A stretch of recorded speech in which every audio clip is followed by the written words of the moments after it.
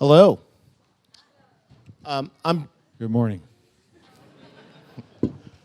Brandon Harris, contributing editor with Filmmaker Magazine, and I'm here with a man who needs no introduction, the 1985 Academy Award nominee for Witness, one of the greatest of American movie stars, and the recipient of the Lifetime Achievement Award here at this year's Zurich Film Festival, Harrison Ford.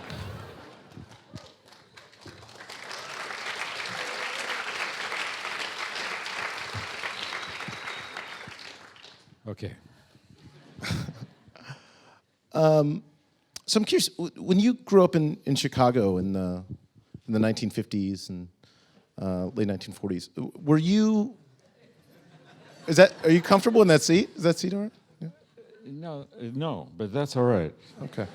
I'm not comfortable with any of it, but but I'm not here to get comfortable. I'm here to get busy. Yeah, when I grew up in Chicago, in the Middle Ages. But did your family go to the movies? What? Did your family go to the movies often? Were you? The first movie I remember was Bambi, which scared the bejesus out of me, and I never wanted to go back. Truthfully, I was young, and they killed Bambi's mother, and I said, "I'm out of here. I don't want to see this." And Disney's been doing it ever since. But the films I went to were starring Roy Rogers and Gene Autry, and they were those kind of Saturday serials. Later on, I became interested in film when I was in college because it was co-joined with my interest in girls, thought going to movies with a girl was a good idea. Mm-hmm. And you started acting in college as well, right? I did. I was a philosophy and English major and a poor student and inattentive student. And my grade point average had begun to drift off. And I saw in the course book catalog there was a course called drama. And as I was very lazy at the time. I didn't read the whole description of the course. I thought that you just read plays and stuff like that. So I signed up for that because I couldn't find anything easier. And I forgot the last couple of lines, didn't see the last couple of lines, which said you had to be in plays. School plays. It was a small college in the Midwest. And I was terrified by being on stage, but it was the first time. I was never interested in student government or team sports or any of that. So it was the first time I found a community of people that I could work with and that I wanted to work with. But it was organized around the fact that I found that I really enjoyed the collaboration around the telling of a story. Mm-hmm. And when I began to conquer my stage fright, then it became really interesting to me. Yeah. And as everyone was going off to do something that didn't interest me after college, the same thing over and over again for 20 years, and then presumably spend what remained of their life playing golf. I thought that the life of an actor might be really interesting. My only ambition was to make a living as an actor. I knew you had to go to New York or LA, so I was tired of the winters, having grown up in Chicago, so I went to California.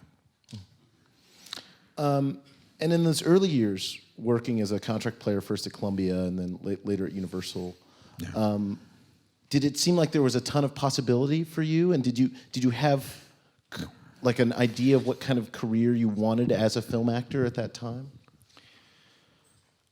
I wanted a career of choice. opportunity, challenge. None of that was available to a contract player at Columbia Pictures. I was getting $150 a week, and all the respect that that implies. And you know, I had to get out of there before I could begin to have obtain some degree of control over my life. And so you were making films in the early '70s with a number of filmmakers that have gone on to be some of the great American filmmakers of all time. It was Francis Ford Coppola. You appear in The Conversation, George Lucas, and American Graffiti. And we think of that time as sort of the new Hollywood, and a time of great creative ferment. How do you think Hollywood has changed now in the 40 years since then? And do you look at back at that time with the same nostalgia that many other people do, observers of film?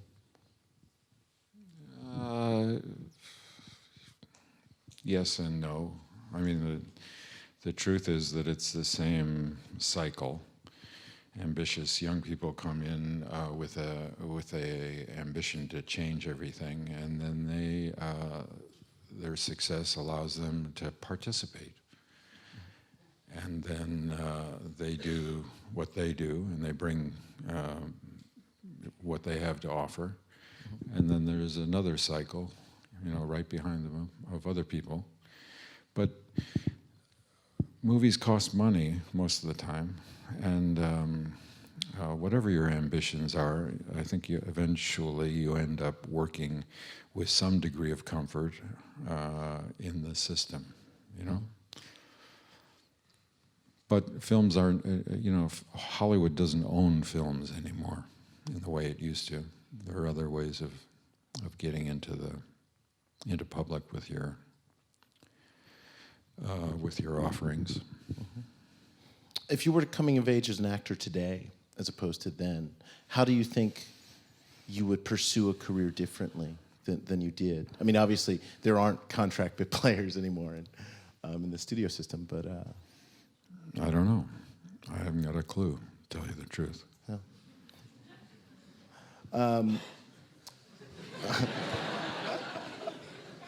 Do you think that there was one especially sort of plucky moment for you that allowed you to kind of escape that world of being a bit player and getting straight, or Michelangelo? Beg your pardon?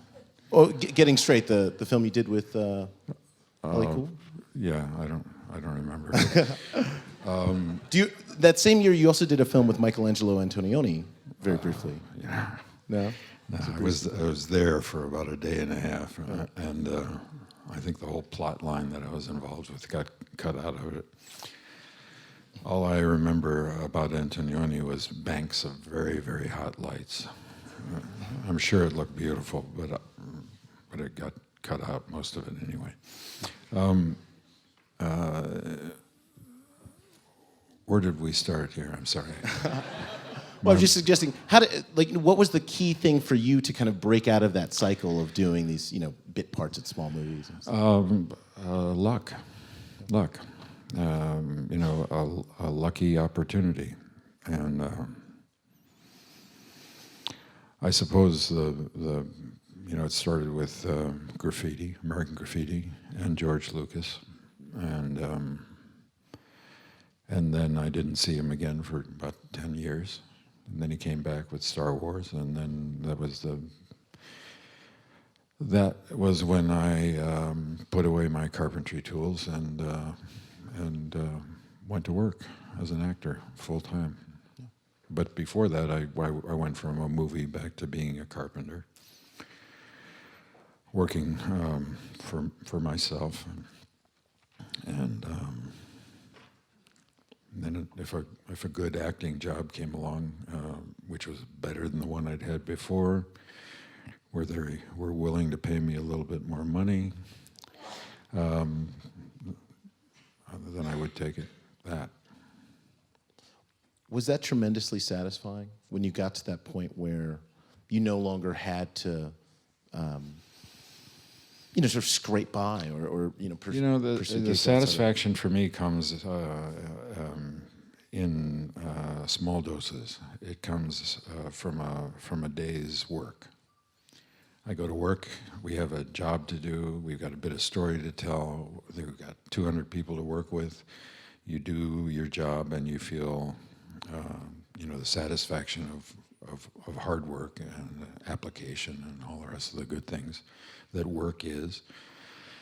And then, you go away and come back and do it the next day. So for me, the whole pleasure of acting is the work itself. Sure. The day-to-day work of collaborating with people, trying to get a story up on the screen.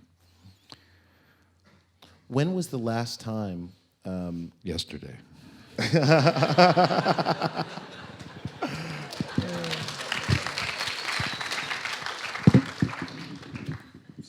No worries. Take your time. But I'm curious. After you kind of shoot to fame, obviously in the Star Wars movies and Indiana Jones, you lose a certain amount of anonymity. And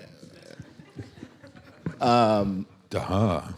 And when did you first realize that was going to utterly alter your life? It didn't take long to understand that. It altered my life for the better, and it was a little uncomfortable, trying to figure out how to manage this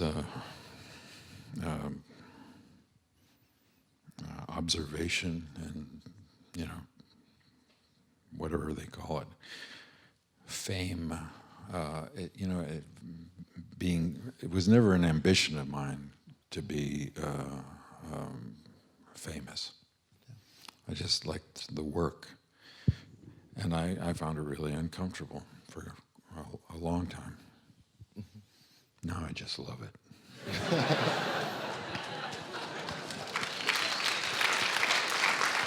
Well, it's funny. Yesterday, when we were talking to your press conference, you mentioned something about how you really wanted to be a character actor more than anything else. I thought that was my lot in life. I thought that's what I could. Why? Well, because movie stars were always so good-looking, and I just didn't think that was.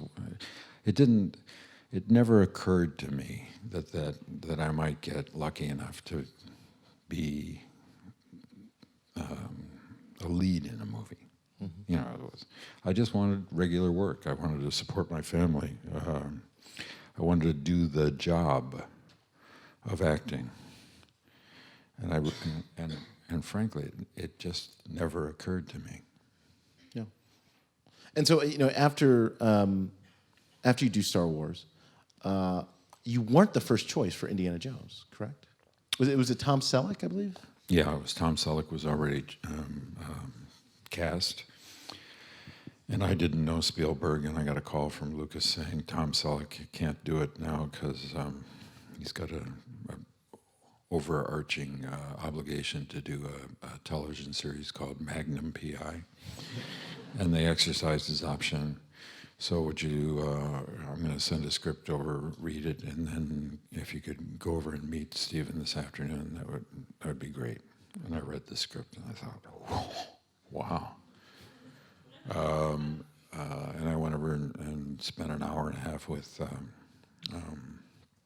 Stephen. And I went home, and they called me up and said, okay, let's go. Mm-hmm. Was that as physically a demanding shoot as it looks watching that movie? Uh-huh. Watch me walk. It's not a pretty thing. Have you ever done your own stunts or?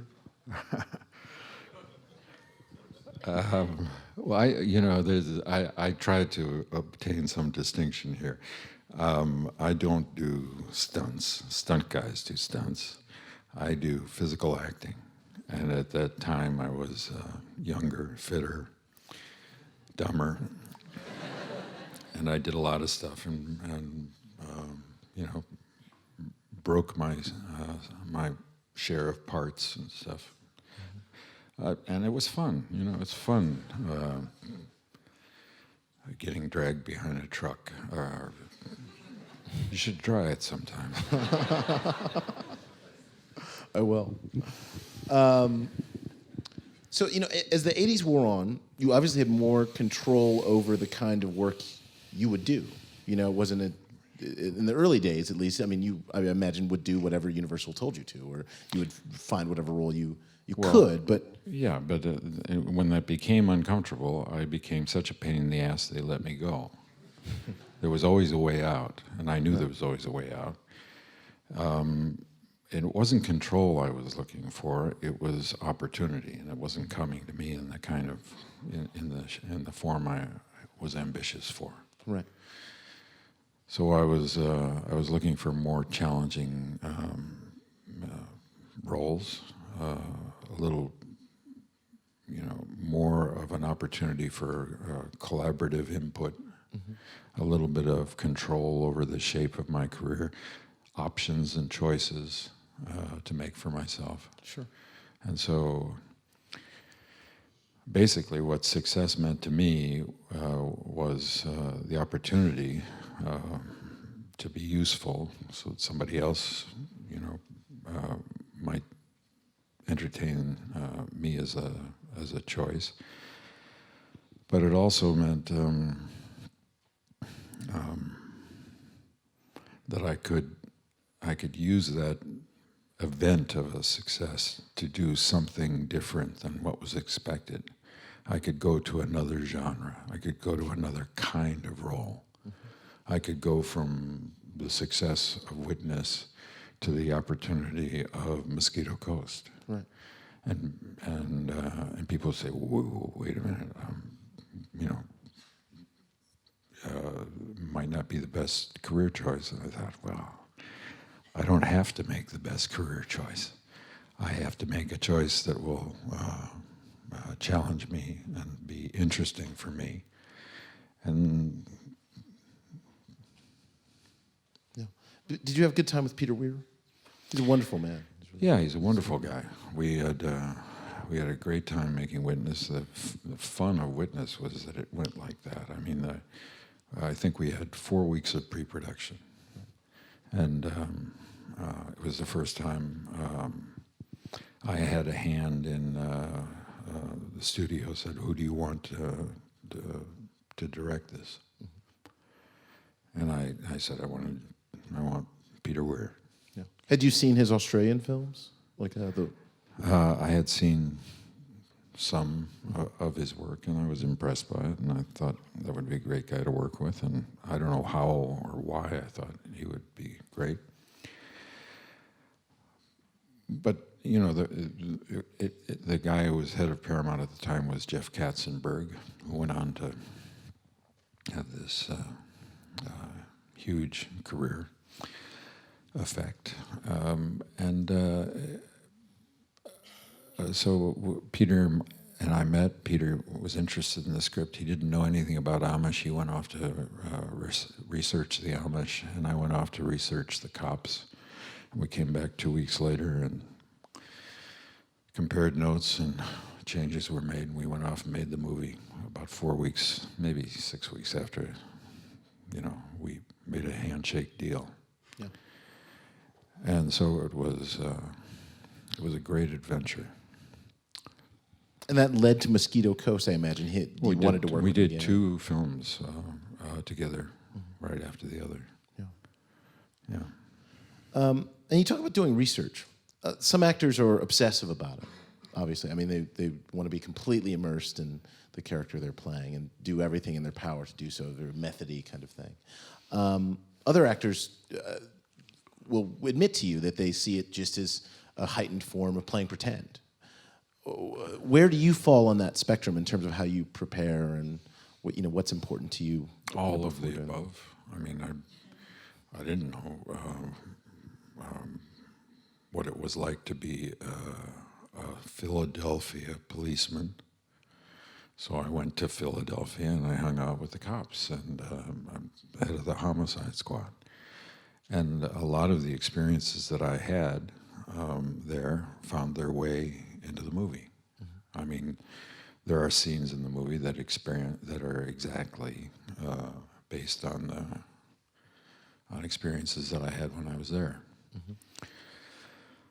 So it was important for me when I played a heart surgeon. I went and scrubbed in operations at the University of Chicago. So that's what I do. But it's.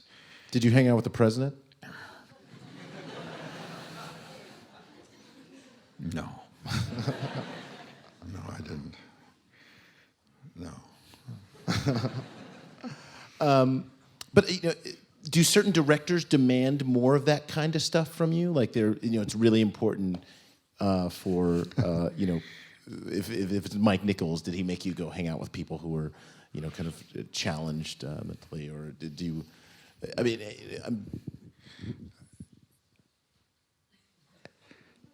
Nobody makes me do anything.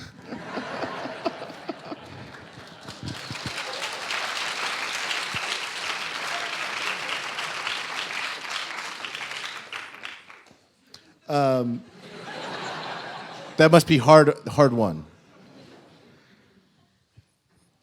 It's not. It's not an. It's not something to be won. It's just.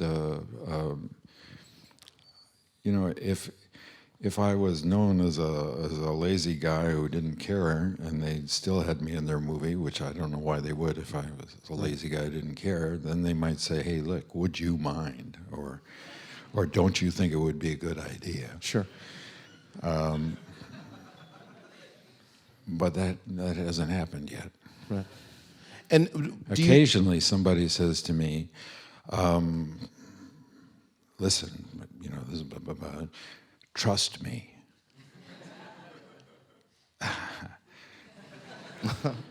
And I say, I'd really like to trust you, but my head doesn't work that way.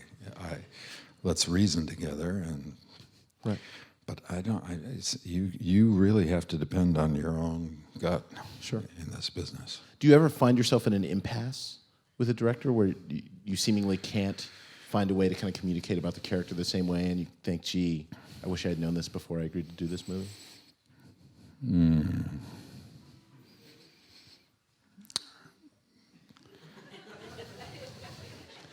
No, but there are times when there are differences of opinion. It doesn't come to be an impasse because nobody has the patience for an impasse, but it may get to be a bit of a struggle. Sure. But you still have the job to do, and you struggle through the struggle, and you find a way to agree on it all, and get the job done. Are there particular films that you're most proud of? Nope. I don't have. But you certainly must have a favorite, or a couple. No? I have 5 children. I don't have a favorite child. My head just doesn't work that way. I don't know. Maybe that takes a kind of nostalgic point of view or something. Sure. But so that you can look back and say, this is what I've done. I like this better than that. I love, as I said earlier, what I like is the day-to-day work. Sure. Is there something about the post-production process? A lot of actors will see a movie. The what? The post-production process. A lot of actors will see cuts of the movie and give notes and stuff. Others want to be completely hands-off. Yeah. Do you do that? And especially with directors you've worked with before who really trust you, and vice versa. We talked about trust. Me. Sure. Tricky thing. No, I mean that.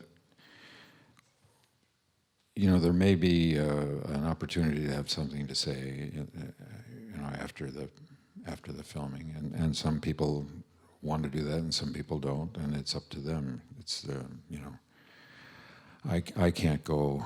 I don't own the post-production process. I mean, I'm not really meant to be there, and I respect that. That's fine.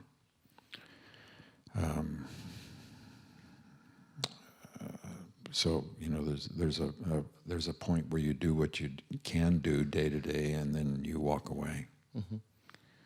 And if something upsets you, you let that be known. Hopefully, before it's too late. Yeah. And when you're reading a script and considering playing a role, how quickly do you spark to it generally, if it's something you really want to do? And are there like particular qualities, especially at this point in your career, where you've done so many films and there's so many things you've already done? Are there particular qualities that when you read it, you know that that's something you want to do? Yeah, I will often make a choice based on reading a script once. Mm-hmm. And if I finish a script, it's because I've been drawn into it, and I have I've had some emotional connection to the character that I'm meant to play. Right. And but if I sense a lack of truthfulness, a lack of craft, a lack of ambition in a script, then I'm not much interested. What I'm looking for is a way to emotionally connect to the character. Yeah. But the choices are based on a lot of different practical aspects as well as that emotional connection. You talked about yesterday about how the film you were kind of most sort of drawn to recently was playing Branch Rickey in 42, and that was an especially sort of pleasurable experience to get to do something like that. So, for instance, when you read that script, did you immediately call your agent and say, "Yes, please"? It's that sort of instantaneous thing. Yeah, something like that. Yeah.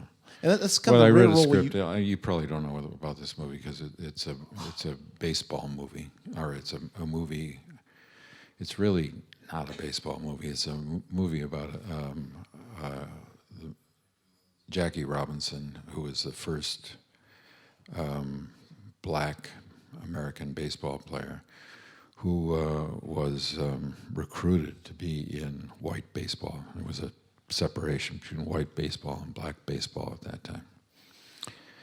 And the character that I play is the general manager of the Brooklyn Dodgers, and he was ambitious to bring a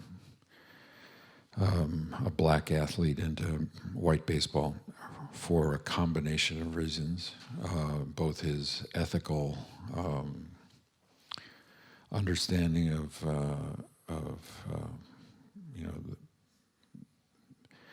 he was a very religious man, mm-hmm.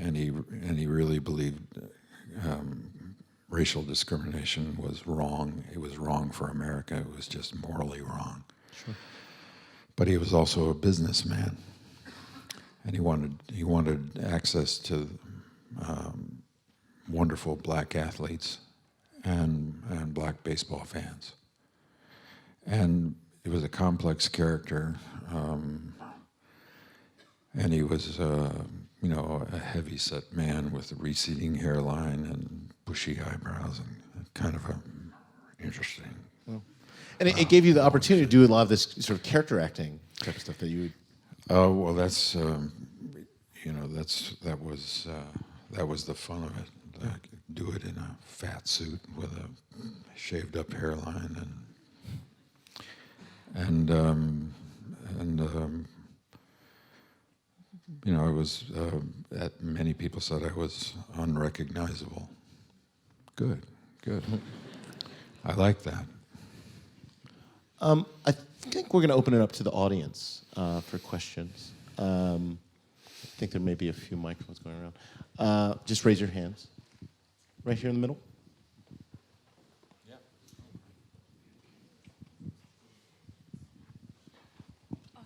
Okay, hello everyone. Thanks for being here. It's pretty awesome because Indiana Jones was really my all-time childhood hero overall.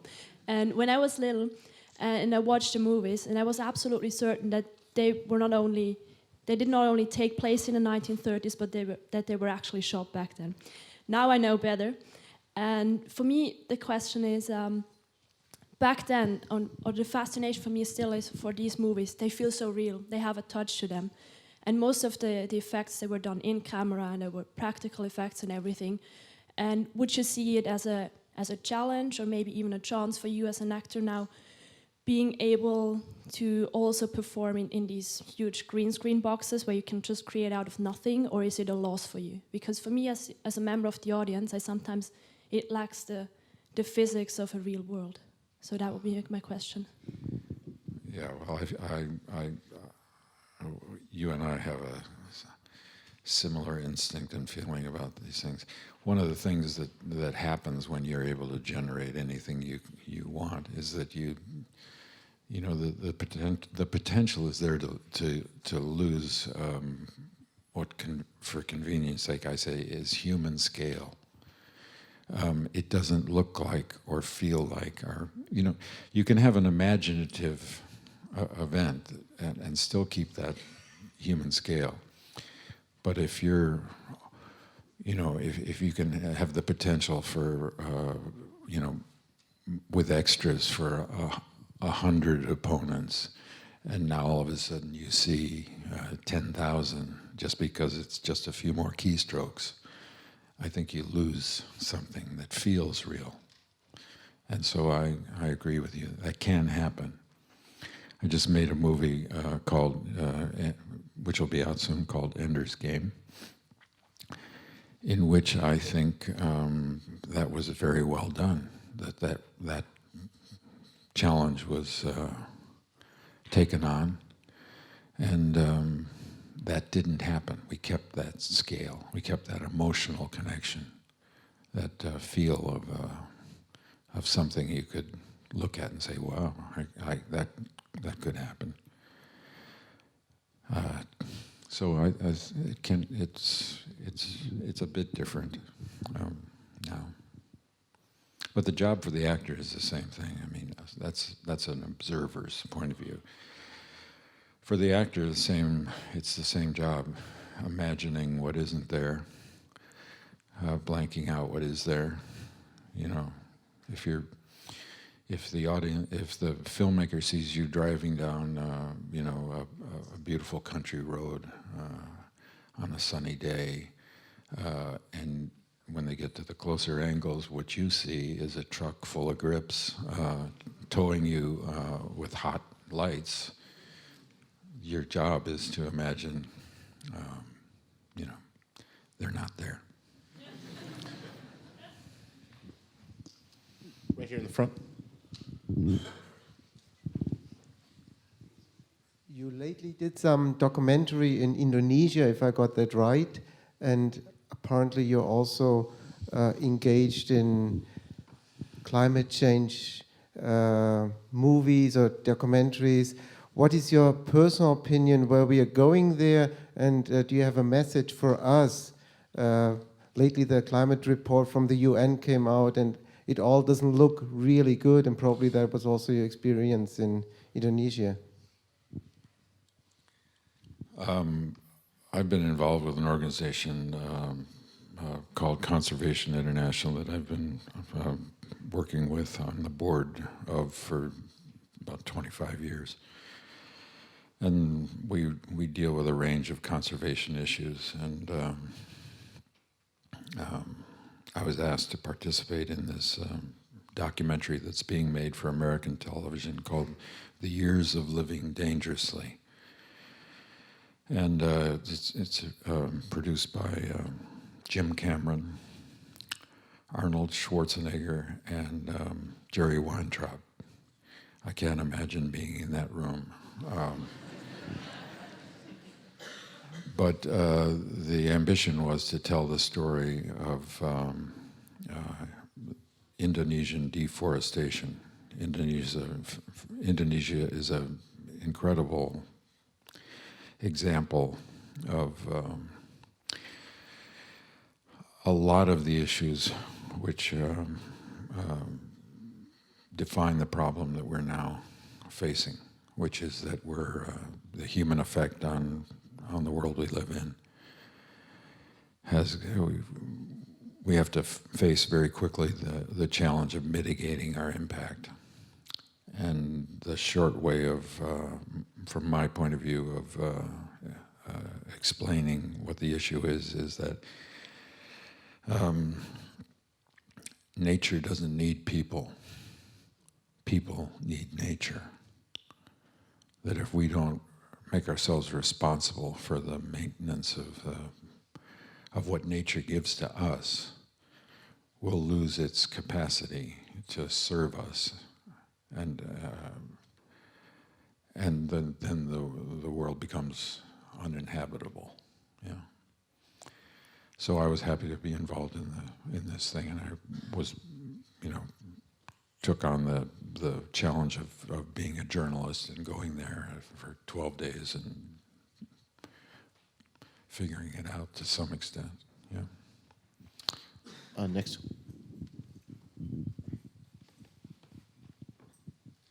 Question concerning your latest movie, Ender's Game, because according to what you said in the press conference yesterday, this film seems to contain a little anti-war message, and I was wondering if that maybe was something that interested you and made you take that part. Maybe you could elaborate a little bit on that.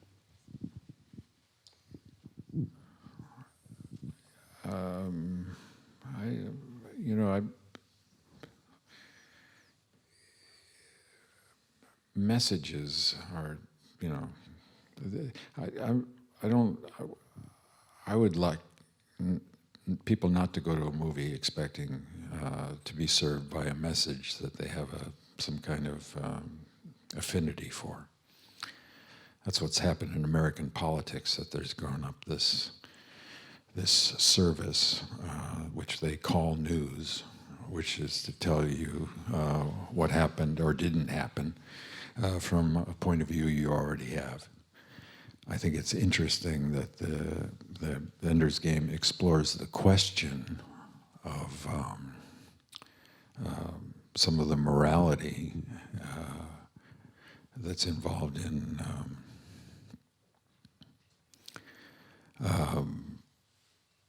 meeting force with force. But this is an imaginary world with an imaginary set of circumstances set in the future. It is, you can draw from it certain metaphors, and certainly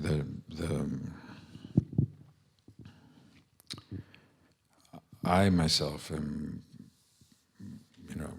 I was invited to go to Vietnam along with many of my contemporaries, and I said I'm not going. And I went through a long legal process as a conscientious objector. I am anti-war, for whatever that means. But this is not specifically an anti-war story. This is about a young man named Ender who is living in a circumstance in which it is there has been a devastating invasion of Earth 2 times in the past by an alien life form, not the little guys with big eyes and 3 fingers, and different kind of alien. And it has been determined that the most appropriate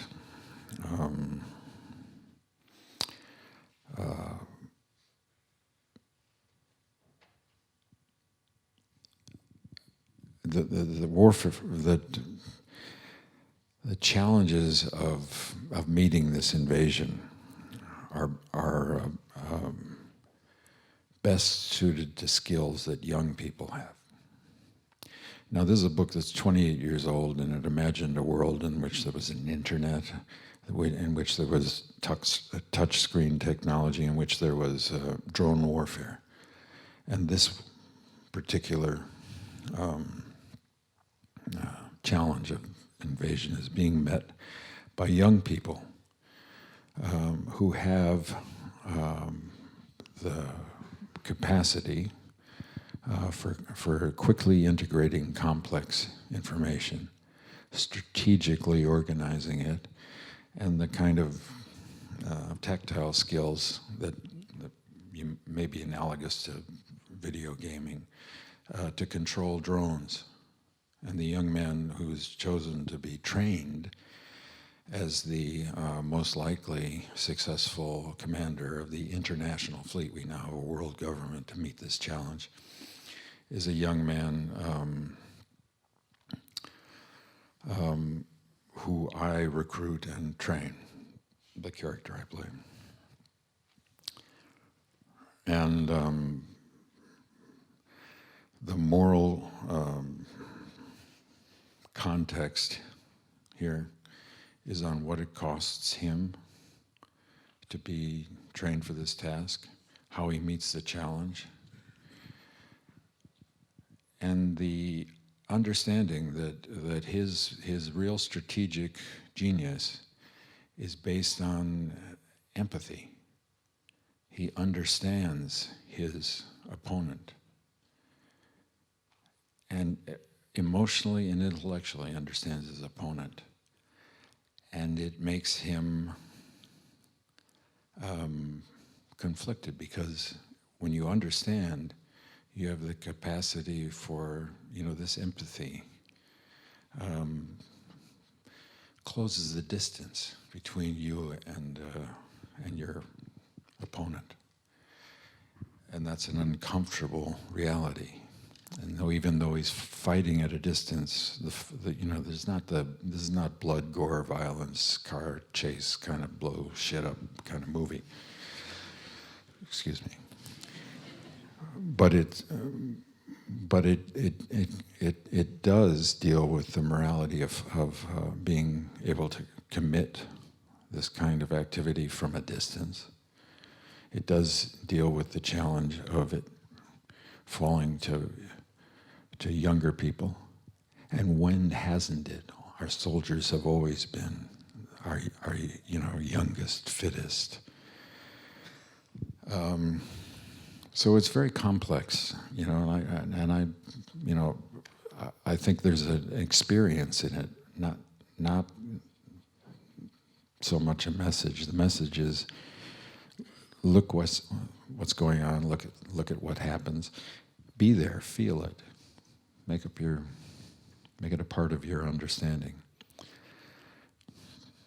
I've gone on too long. We have time for a few more questions. Right here. Hello, Mr. Ford. Hi. I would like to ask you, how do you transform that kind of not being comfortable in front of an audience or with a lot of people, your tension, in being comfortable, shutting everything up, being on set, just being comfortable in the character? How do you transform that? You say you don't have stage fright and, No, I don't have stage fright anymore. I think it comes from understanding, the true nature of what's going on, your utility in any given situation, and not imagining that it's something that it's not, So that makes it easier to deal with, I think. Sir? Yeah. Mr. Ford, did you had any idol in your youth, cinema or musicals? Abraham Lincoln. Thank you very much. No, I'm serious. I mean, I read biography when I was young, and I was really drawn to the moral context and the complexity of the challenge that he faced and where he came from and how he So that was my. I didn't have normal kind of heroes. And just one more question at this woman in the center.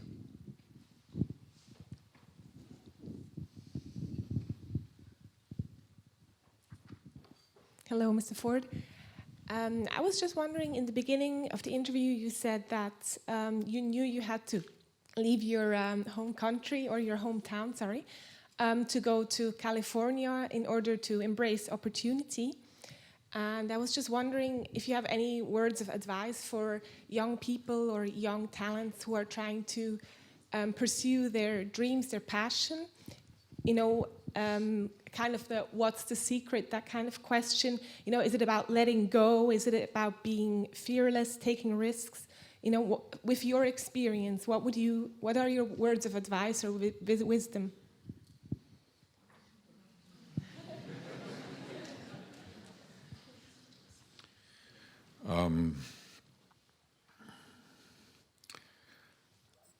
You know, I think ambition and passion and unique point of view is really important and fuels artists especially. But the one thing I can say is find a way to be useful. Find a way to not insist on your dream. Include your dream. Include other people in. Be useful to the process that you want to be part of. Don't disdain it. Make it work for you. Make you work for them. And then you'll find it a lot easier to work your way into the system. So find a way to be useful. Thank you. On that note, I want to thank Harrison Ford for being with us today.